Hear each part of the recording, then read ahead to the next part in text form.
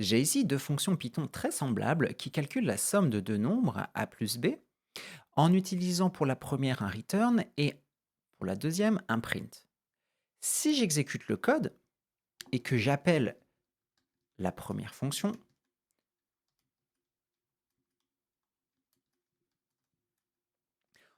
avec les arguments 3 et 5, on obtient un résultat comme prévu de 8. Si j'appelle la deuxième fonction, on obtient également un résultat de 8. Puisque le résultat est le même, il semble donc qu'il n'y ait pas de différence entre le print et le return. Mais alors, pourquoi y aurait-il deux mots pour faire la même chose?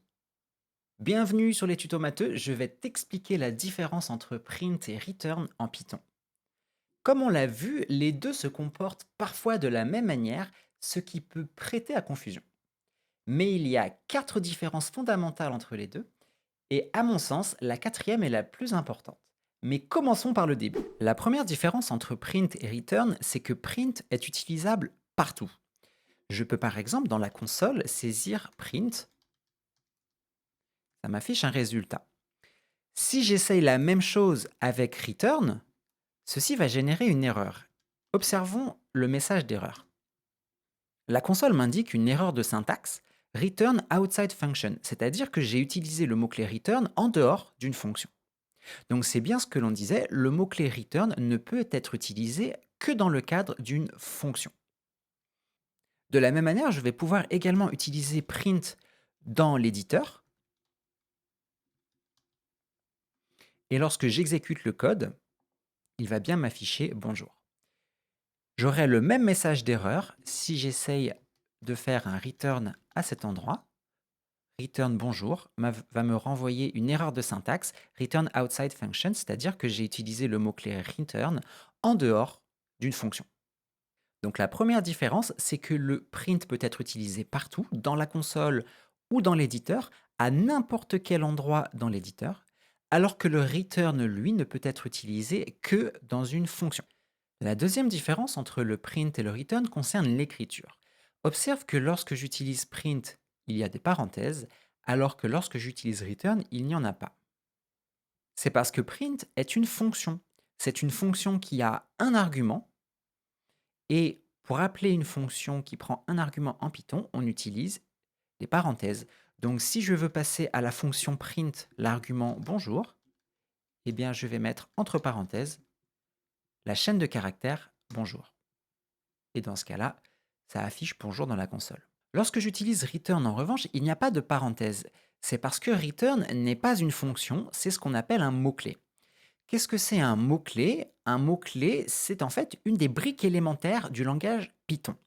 Ça fait partie de ce qui constitue le langage. Il y a par exemple le mot-clé def, le mot-clé return, et puis tu en connais peut-être d'autres, le if, le for, le while, etc. Il y a plein de petits mots-clés comme ça qui constituent le langage Python et return en fait partie. Donc en quelque sorte, return est un peu plus fondamental, c'est une brique élémentaire.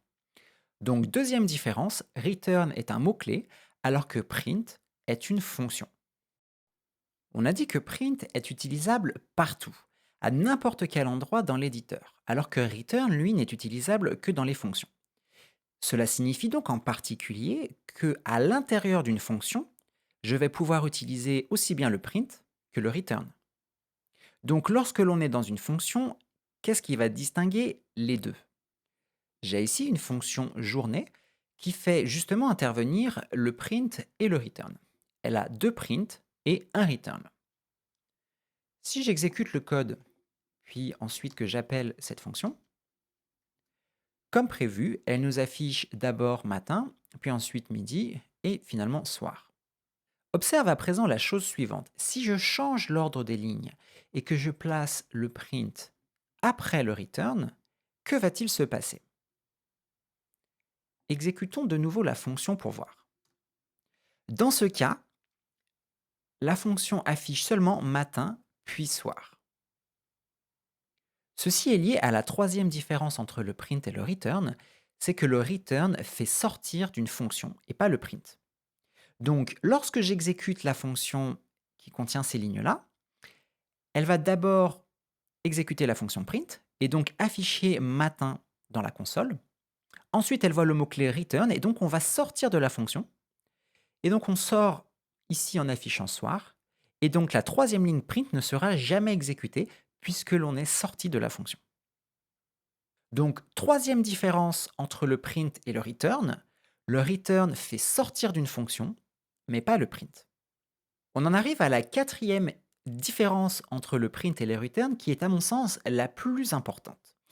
Et je reviens du coup sur la fonction somme1 et somme2 de l'introduction. La différence, c'est que l'une utilise un return et l'autre un print, mais ceci implique en fait que la fonction somme1 va renvoyer une valeur, qui sera le résultat a plus b, alors que la fonction somme2 ne va renvoyer aucune valeur, elle va simplement afficher le résultat dans la console. Regardons en pratique ce que cela signifie. On a vu que si j'exécute le code et que j'appelle la première fonction, ou la deuxième fonction, le résultat est le même. Mais la différence, c'est que puisque la première utilise un return, elle renvoie en fait cette valeur et je peux récupérer la valeur, le résultat du calcul, dans une variable. Si je définis donc une variable S1 comme le résultat de ce calcul, eh bien, la variable S1 contient la valeur 5. Si j'essaye de faire la même chose et de définir une variable S2 qui contiendrait le résultat de la fonction somme2 avec les mêmes valeurs, que se passe-t-il? Déjà, lors de l'exécution de la ligne, on voit que la valeur 5 s'affiche, ce qui n'était pas le cas avant. C'est parce que lorsque j'exécute cette ligne, la fonction somme2 est appelée, et la fonction somme2, en retour, appelle la fonction print. Cette fonction print va ensuite afficher le résultat dans la console. C'est pour ça que le nombre 5 apparaît. Mais que contient la variable S2? Lorsque je saisis S2 dans la console, on voit que cette variable ne contient rien. La fonction somme2 n'a renvoyé aucune valeur. En fait, print s'est juste contenté d'écrire le nombre 5 dans la console et a donc affiché le résultat, mais la fonction en elle-même n'a renvoyé aucun nombre réutilisable dans une variable. Donc la quatrième différence est sans doute la plus importante entre return et print, c'est que return permet de renvoyer une valeur que l'on peut ensuite récupérer dans une variable pour la réutiliser si on en a besoin dans la suite de notre programme. Alors que print ne renvoie aucune valeur. Print va simplement afficher le résultat dans la console, mais le résultat n'est pas récupérable dans une variable. On ne pourra donc pas s'en servir ultérieurement. En conclusion, on a vu que la différence la plus importante entre print et return, c'est que return permet de renvoyer une valeur que l'on peut ensuite récupérer dans une variable pour la réutiliser dans notre programme. Alors que print, en fait, va simplement afficher le résultat dans la console. Donc, quand est-ce que l'on va utiliser l'un plutôt que l'autre? Eh bien, si tu as besoin d'une fonction intermédiaire dans ton programme qui fait des calculs que tu vas réutiliser par la suite, dans ce cas-là, il semble judicieux d'utiliser un return.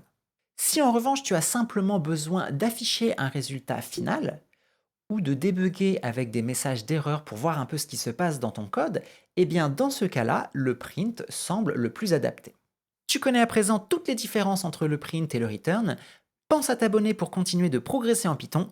Ciao!